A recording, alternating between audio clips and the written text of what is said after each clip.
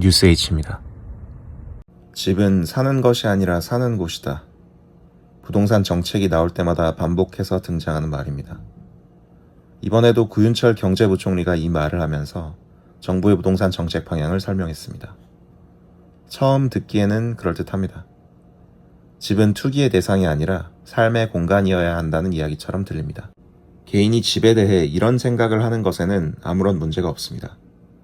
집을 평생 살아갈 안식처라고 생각해도 되고, 자산이라 생각해도 되고, 노후를 위한 투자 수단이라고 생각해도 됩니다.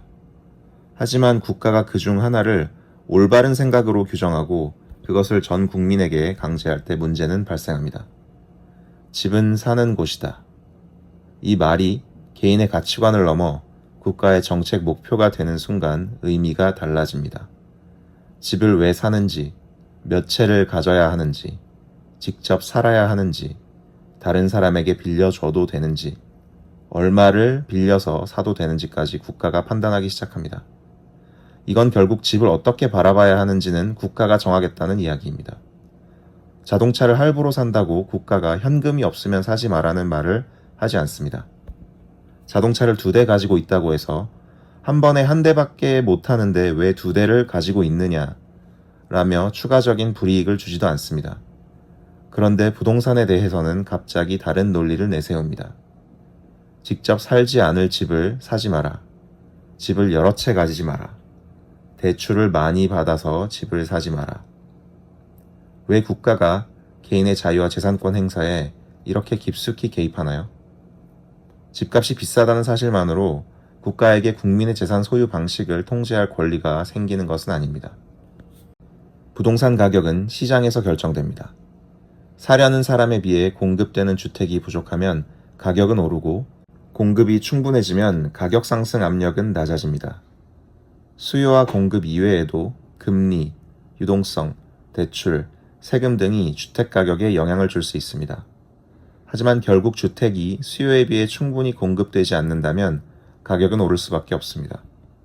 개별 구매자도 개별 판매자도 시장 가격을 자기 마음대로 정할 수는 없습니다. 그렇기 때문에 정부는 다음과 같은 내용에 대한 답을 찾아보아야 합니다. 주택 공급은 충분한가? 재건축과 재개발을 어렵게 하는 규제가 있는가? 인허가는 불필요하게 지연되고 있지는 않는가? 민간이 새로운 주택을 공급할 유인은 충분한가? 와 같은 내용 말입니다.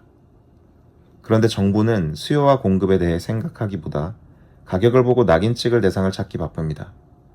다주택자가 문제다. 대출을 많이 받아 집을 사는 사람이 문제다. 실거주하지 않는 사람이 문제다. 고가주택 구매자와 보유자가 문제다. 이렇게 수요 공급의 문제를 가격, 그리고 사람의 문제로 틀어버립니다. 병에 대한 진단이 틀리면 처방이 틀리고, 처방이 틀리면 나을 수 있는 환자도 나을 수 없게 됩니다. 사람을 통제한다고 부족했던 주택이 새로 생기지 않습니다. 정책을 통해 수요와 공급, 금융 여건과 세금 같은 가격을 결정하는 요소에 영향을 줄 수는 있지만 정부 역시 시장 가격을 마음대로 정할 수는 없습니다. 시장의 규칙을 무시한 채 정책으로 가격 자체를 원하는 수준에 맞출 수 있다고 생각하는 순간 문제가 발생합니다. 가격은 정부가 원하는 숫자를 정해놓고 시장의 명령에서 맞추는 것이 아닙니다. 정부가 해야 할 일은 가격 자체를 억지로 누르는 것이 아니라 공급을 가로막는 문제를 해결하고 시장 기능이 원활하게 작동할 수 있도록 여건을 만드는 것입니다. 주택을 가진 사람과 그곳에 살고 있는 사람이 반드시 같을 필요는 없습니다. 집주인이 직접 살지 않는다고 해서 그 집이 시장에서 사라지는 것도 아닙니다. 직접 거주하지 않는 주택은 전세나 월세로 다른 사람에게 임대될 수도 있고, 필요하면 다시 매매시장에 나올 수도 있습니다. 집을 사고 싶은 사람도 있지만 임차해서 살고 싶은 사람도 있습니다. 목돈이 필요해 당장 집을 사기 어려운 사람도 있고, 직장이나 학업 때문에 짧은 기간 동안 특정 지역에 거주해야 하는 사람도 있습니다. 사람들에게 필요한 것은 소유할 집만이 아닙니다. 일정 기간 빌려 살 수 있는 집도 필요합니다. 정부는 임대주택에 대한 수요, 그리고 다주택자의 역할은 보지 않고 주택을 여러 채 가지고 있다는 사실 자체를 문제 삼습니다. 그렇다면 정확히 무엇이 문제일까요? 집 없는 사람도 많은데 한 사람이 여러 채를 가지고 있다. 개인이 그렇게 생각할 수는 있습니다. 하지만 그 말은 무주택자가 왜 집을 소유하지 못하고 있는지, 그리고 그 원인이 정말 다주택자에게 있는지에 대한 설명이 아닙니다. 집 없는 사람이 있다는 사실만으로 다주택자가 그 문제의 원인이라는 결론을 내릴 수는 없습니다. 이 말은 나는 없는데 왜 너는 나보다 더 가졌냐? 는 재산의 차이에서 출발한 원망에 가깝습니다.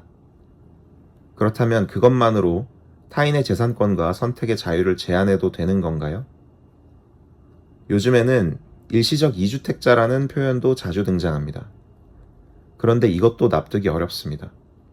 일정 기간 동안 두 채를 가지고 있으면 괜찮고 그 기간을 넘기면 갑자기 문제가 되는 건가요? 일시적이든 아니든 주택을 두 채 가지고 있다는 사실은 동일한데 누구는 괜찮은 2주택자가 되고 누구는 규제해야 할 2주택자가 됩니다. 그 기준은 무엇이고 누가 무엇을 근거로 정하는 건가요? 두 채는 괜찮은데 일시적 3주택, 4주택은 안 되는 건가요? 안 되면 왜 안 되는 건가요? 10채를 가진 사람은 두 채를 가진 사람보다 사회에 5배 더 큰 피해를 끼치나요? 한 채를 가진 사람은 남에게 피해를 끼치지 않나요? 시장에서 탈세나 담합, 허위 거래처럼 실제로 문제가 되는 행위가 있다면 그 행위를 규제하고 처벌하면 됩니다. 하지만 합법적으로 번 돈으로 주택을 사고 세금을 내고 임대하거나 보유하고 있는 사람에게 단지 주택을 여러 채 가지고 있다는 이유로 불이익을 줄 수는 없습니다. 집값이 올랐다. 집 없는 사람이 힘들다. 누군가는 집을 여러 채 가지고 있다. 그러니 다주택자가 더 부담해야 한다. 여기에는 중요한 연결고리가 하나 빠져 있습니다. 다주택 보유 자체가 정말 부동산 가격의 상승 원인인지, 그리고 무주택자가 발생하는 원인인지 설명할 수 있어야 합니다. 원인과 책임에 대한 설명도 없이 단지 여러 채, 고가주택을 가졌다는 이유로 더 많은 세금과 규제를 강제하는 것은 국가 권력의 횡포이자 폭력입니다. 대출도 마찬가지입니다. 은행은 아무에게나 돈을 빌려주지 않습니다. 은행이 대출을 해주는 이유는 돈을 떼이기 위해서가 아니라 갚을 수 있는 사람에게 돈을 빌려주고 이자를 받아 돈을 벌기 위해서입니다. 그래서 대출을 신청하면 소득, 기존 부채를 확인하고 담보의 가치를 평가하여 원금과 이자를 갚을 능력이 있는지를 검토합니다. 그 결과 은행은 얼마를 어떤 금리와 조건으로 빌려줄지 결정해 제시합니다. 대출 신청인은 그 조건을 받아들일지 결정합니다. 이게 통상적인 대출 과정입니다. 그런데 부동산 관련 대출을 받으려 하면 정부가 끼어듭니다. 소득, 담보가 충분하고 은행도 돈을 빌려주겠다고 하는데 정부가 그 집은 가격이 너무 비싸니까 여기까지만 빌려줄 수 있다.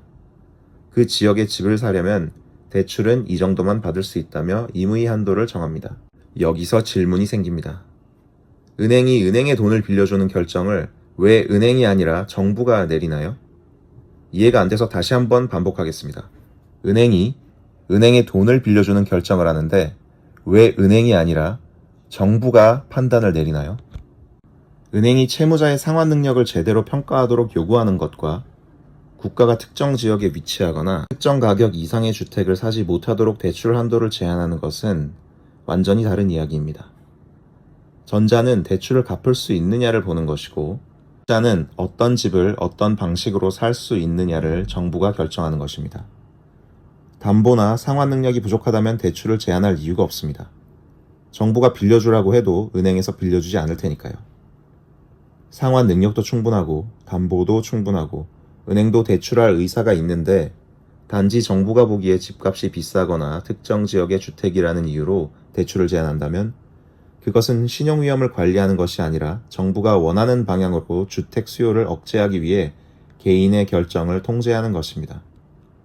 얼마짜리 집을 살 것인지, 자기 돈을 얼마나 넣고 은행 돈을 얼마나 빌릴 것인지, 되고 안 되고 여부를 왜 국가가 판단하나요? 돈은 은행이 빌려주고 집은 집 주인이 판매합니다. 그런데 왜 집도 돈도 가지고 있지 않은 정부가 은행인 양, 집 주인인 양 행세하나요? 은행에 있는 돈이 사실은 정부의 것이었나요? 판매자가 소유한 집, 사실은 정부가 주인이었나요? 이런 규제를 정당화할 때 자주 등장하는 말이 있습니다. 국민 다수가 원한다. 다수의 이익을 위해 필요하다. 하지만 다수가 원한다는 것과 원하는 것이 정당한 것은 전혀 다른 이야기입니다. 자유민주주의는 51명이 원하면 나머지 49명에게 무엇이든 할 수 있는 사회가 아닙니다. 51명이 아니라 99명이 원해도 해서 안 되는 일은 하면 안 되는 겁니다. 다수결은 공동체의 의사를 결정하기 위한 방법입니다. 하지만 다수결로 결정할 수 있다는 것과 다수의 결정을 무조건 따라야 한다는 것은 전혀 다른 이야기입니다. 다수가 원한다는 이유만으로 개인의 자유와 재산을 제한할 수는 없습니다. 다수에게 이익이 된다는 이유만으로 소수의 권리를 제한할 수 있다면 개인의 권리는 결국 다수에 의해 언제든 축소될 수 있다는 이야기입니다. 집이 없는 사람이 많다는 사실은 다른 사람이 여러 채의 집을 소유할 자유를 제한할 근거가 되지 않습니다. 집값이 비싸다는 이유로 다주택자에게 더 많은 부담을 지우거나 특정한 주택 소유 방식을 강제하는 것이 정당해지지 않습니다. 다수에게 유리한가와 그 정책이 합당한가는 서로 다른 문제입니다. 그리고 이런 사고방식은 다른 형태로도 반복됩니다. 최근 황희 민주당 국회의원의 폐버스 활용 발언을 둘러싼 보도에서는 2030의 분노라는 표현이 반복해서 등장하고 있습니다. 하지만 이 사안은 2030만의 문제가 아닙니다. 잘못된 부동산 정책이 시행되면 특정 연령대만 영향을 받는 것에서 끝나지 않습니다. 세금과 규제가 바뀌면 사람들의 매매, 보유, 임대에 대한 판단이 달라지고 수요와 공급에 반영되어 부동산 시장에 참여한 모두에게 영향을 미칩니다. 이것이 정부에서 어떤 세금의 직접적인 적용 대상이 전체의 0.4%라고 해도 그 정책이 0.4%만의 문제가 아니라 사회 전체의 문제로 확대되는 이유입니다. 하지만 더 근본적인 문제는 따로 있습니다. 설령 어떤 정책이 정말 특정 집단에게만 영향을 준다고 해도 그 집단에 속하지 않은 사람은 그 정책을 비판하면 안 되는 건가요? 정책 논쟁에서는 자주 이런 말을 듣습니다. 너 부자 아닌데 왜 부자 걱정해? 너 사장 아닌데 왜 사장 걱정해? 너는 그 세금 안 내는데 왜 그 정책 비판해? 너는 2030 아닌데 왜 그 정책 비판해? 나는 나와 직접 관계된 정책에 대해서만 비판할 수 있는 건가요? 내가 아닌 다른 사람이 부당한 정책으로 인해 불이익을 당할 상황에 처할 수 있다 생각돼도 내가 손해보는 거 아니면 문제의식을 가지지 않아도 되는 건가요? 부자가 아니어도 부자에게 부당한 정책이 있으면 비판할 수 있어야 합니다. 사업주가 아니어도 사업주에게 부당한 정책이 있으면 비판할 수 있어야 합니다. 2030이 아니어도 2030에게 부당한 정책이 있으면 분노하고 비판할 수 있어야 합니다. 심지어 다른 나라에서 벌어진 일이라도 부당하다고 판단하면 비판할 수 있어야 합니다. 정책과 사회적 사안을 판단할 때 중요한 것은 그 사람의 성별이나 나이, 사는 곳, 재산, 직업 등이 아닙니다. 내가 직접 피해를 보는지 아닌지도 그 정책의 옳고 그름을 결정하지 않습니다. 중요한 것은 그 정책이 옳은가입니다. 그리고 이것이 앞에서 이야기한 다수의 문제와도 같습니다. 어떤 주장을 하는 사람이 다수인지 소수인지 역시 그 주장의 옳고 그름을 결정하지 않습니다. 권리도 마찬가지입니다. 다수가 찬성할 때만 누릴 수 있다면 그것은 권리가 아닙니다. 다수가 반대하더라도 함부로 침해할 수 있어야 권리입니다. 방법을 바꾸지 않으면 같은 결과가 되풀이될 뿐입니다. 왜 계속 같은 방향으로 가면서 이번에는 다른 결과가 나오기를 기대하는 건가요? 문재인 정부에서도 투기 수요를 억제하겠다며 다주택자에 대한 세제를 강화하고 대출을 제한하고 임대시장에 개입하는 정책을 반복했습니다. 한 정책으로 문제가 해결되지 않으면 새로운 규제가 나왔고 그것으로도 해결되지 않으면 다시 더 강한 규제가 등장했습니다. 중요한 것은 과거 정부의 부동산 정책 실패를 손가락질하는 것이 아닙니다. 과거의 정책 실패를 바탕으로 문제인식의 변화, 그리고 정책 방향성의 변화가 있었는지를 확인하는 것입니다. 그것 없이는 결국 정책 결정을 내린 사람만 바뀌었을 뿐 국민들은 동일한 부동산 정책 실패를 다시 경험하게 될 뿐입니다. 그런데 대통령이 바뀌었음에도 부동산 시장에 대한 시각과 정책의 방향성은 바뀌지 않은 것 같습니다.